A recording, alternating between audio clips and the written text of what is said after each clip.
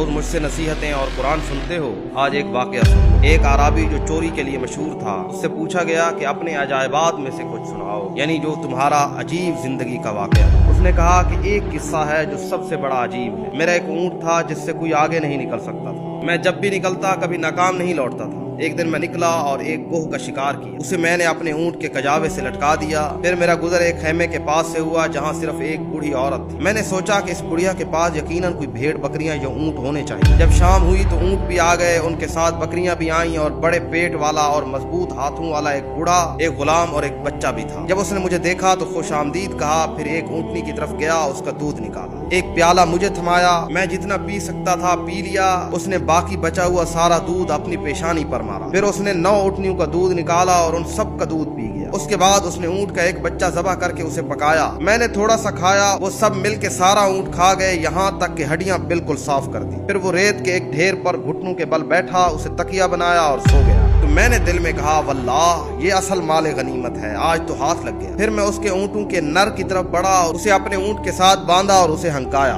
वो नर ऊँट मेरे पीछे चल पड़ा, उसके पीछे तमाम ऊँट यूं चल पड़े जैसे कोई लंबी रस्सी हो। मैं तेजी से उस घाटी की तरफ बढ़ा जो मुझसे एक रात मसाफत पर थी। मैं अपने ऊँट को कभी हाथ से और कभी पाँव से मारता रहा, यहाँ तक कि फजर तुलू हो। मैंने घाटी को देखा तो वहाँ एक काला साया नजर आया। जब मैं करीब पहुंचा तो देखा कि वही बूढ़ा अपनी गोद में कमान रखे हुए बैठा है। तो उसने मुझसे पूछा कि क्या तुम हमारे मेहमान हो?